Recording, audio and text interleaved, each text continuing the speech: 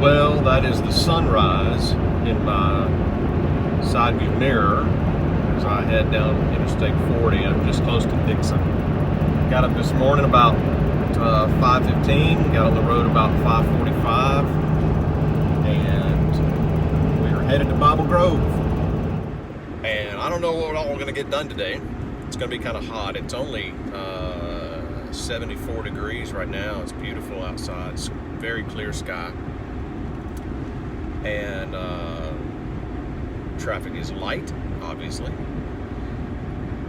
I've got some fence posts that I want to put up for our gate in the front.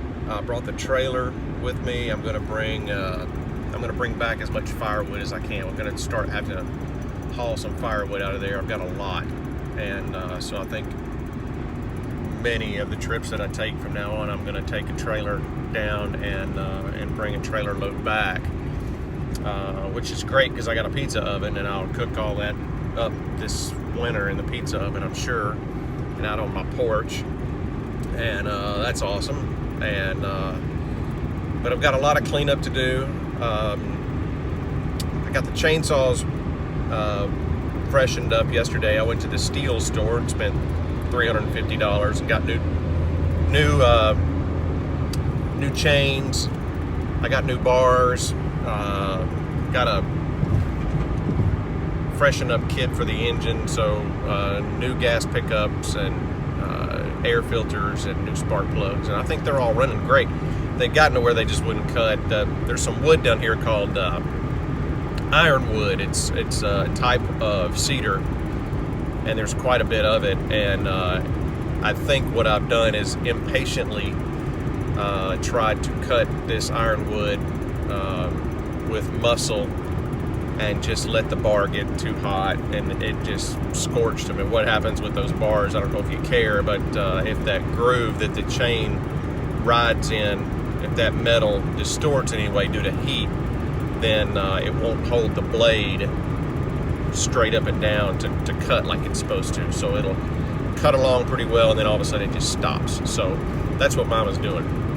Anyway, I got the chainsaws back to working well, and at least I hope they are. And I'm going to do some cleanup, and I'm going to do some stump removal, I guess, if the machines will start. I did remember to bring the keys this time, so that's great. I've got a truckload of tools. I called several friends to see if they wanted to come down here and spend a really hot Saturday doing some chainsaw therapy, and I didn't have any takers on that. I don't really blame them. But I enjoy it. Gives me some time just to kind of be with the Lord and be in His creation. And it's a beautiful day. Mama's got a thing to do at church this morning. Grammy's got the kids, and we're just blessed. So I'll check back in with you when I get to Bible Grove, and we'll see kind of what the day unfolds. Well, we're here at Bible Grove. It's a little after 7:30 in the morning. I've got my new boots on. Check those out. I've sprayed tick spray on my legs because the struggle is real. Last time Harley and I were here, we had 2 ticks on us in about 20 minutes. And I'm walking up here. I left an awl up here somewhere, and I'm going to use it to drive a stake in the ground to mark my spot for my spider web, for my water meter. I'm going to get that done first. All right, well, right there is Bible Grove Missionary Baptist Church. That's the cemetery where my grandparents are buried, up there at Bible Grove Missionary Baptist Cemetery. Or I guess just Bible Grove Cemetery is what we call that. And right here is the old road. When I was a kid, Holly Hayes Road started here. Now it starts right down there, just past those 2 little fawns that are in the street. I don't know, can you see those little guys? How about that? Cute little suckers.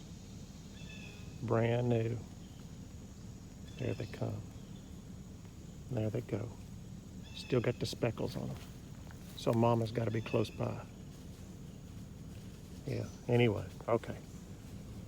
Well, they're headed over to our property now, so maybe I'll see them later. But somewhere right about here is where I'm going to start trenching. I'm going to come up this old road bed.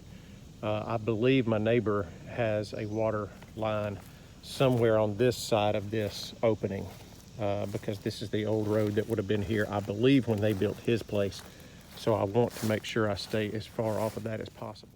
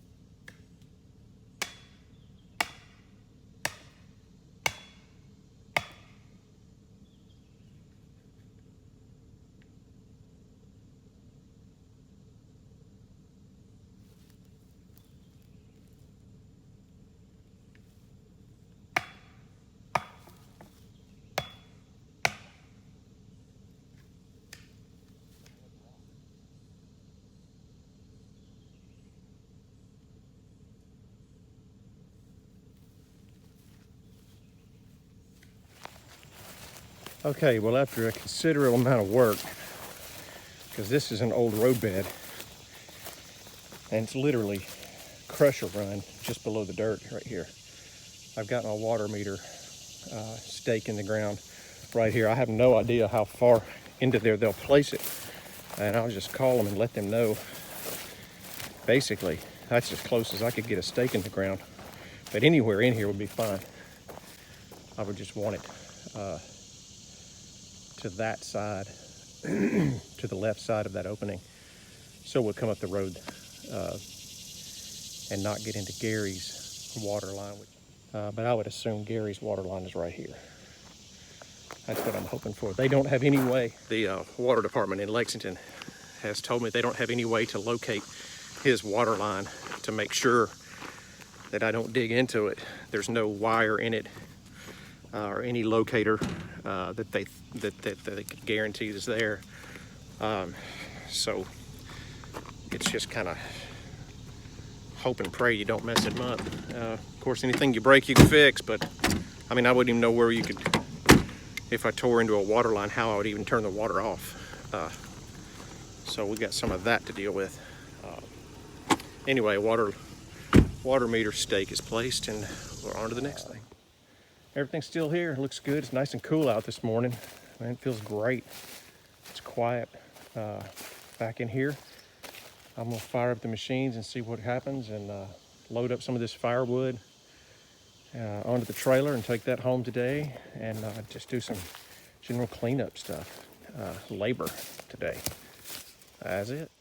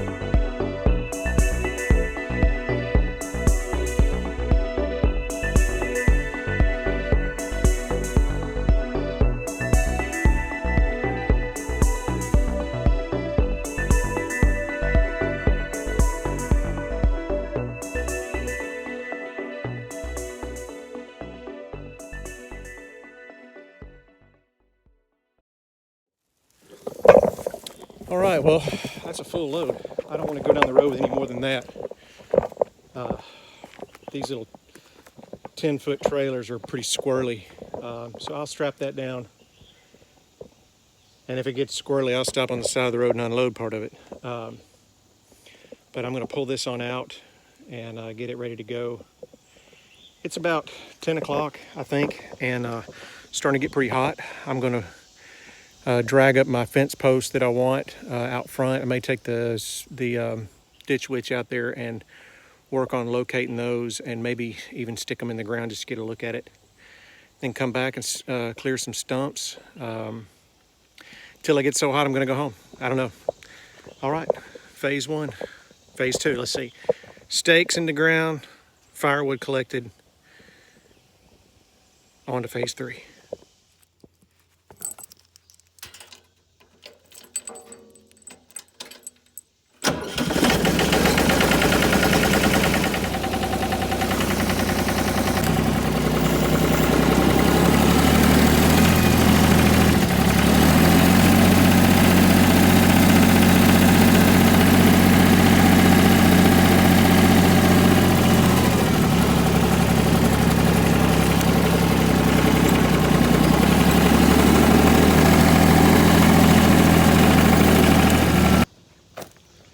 All right, well, I got my two. These are about 7.5 feet long. Nice 10-inch, maybe 8-inch diameter. GW calls that ironwood cedar. Those are going to be my posts, and then I'm going to come out here. We got quite a bit of slope from left to right, so I don't want to get involved with, the fence has got to be level. So if I come out, about here, and about where that tree stump is right there. That's the property marker, the white one behind it. I think I'm going to dig that out right there and put one right in that spot. And then it's pretty level right across there, just in front of that tree. And I'll put one just here. And we'll see if we can get those holes dug, and may run into town in a minute and get a couple bags of Sackcrete. Well, that's what we're doing now. Well, all right, well, there's fence post number 1, and there's fence post number 2. So I took the machine, dug down a good 2 feet or more in that clay and chert, and I was going to go to the store and get some concrete. I don't even have my level on me, but when this stuff sets up, this clay and chert together, it is solid as a rock. So if I need to come back in here and reinforce it, I will, and I'm not 100% sure that's where I want it forever. But those are 20 feet apart. So that's 2 10-foot sections of a double swing gate, and I believe there's enough room once I clear all that up for them to swing into the property and not out, to make it easier to get the RV in. May have to clear up some trees right there. But I got the fence posts in, and they're set, ready to go. So that's the 3rd thing on my list today. All right, well, got the fence posts in. And that one, they look pretty good. I got my redneck security gate back on. I've got a load of firewood, and I've got it strapped down 1,000 different ways, and hopefully none of that's going to go flying off the interstate. I'll have to check it several times, and I hope that load is fairly well balanced. Maybe more than I want. I'm going to take it down the road and try it out first. But I'm heading back to Franklin. Good day's work. Well, I was working here and I ran across this little jewel. This is a black widow spider. Let's see if we can see him. Where'd he go? There he is. There she is. There she goes. Black widow spider. Very, very poisonous. Pretty interesting though. Wish Harley was here to see that, but you could perfectly see the hourglass on the back. And she just balled up in a ball. Right there. Now that ant's messing with her.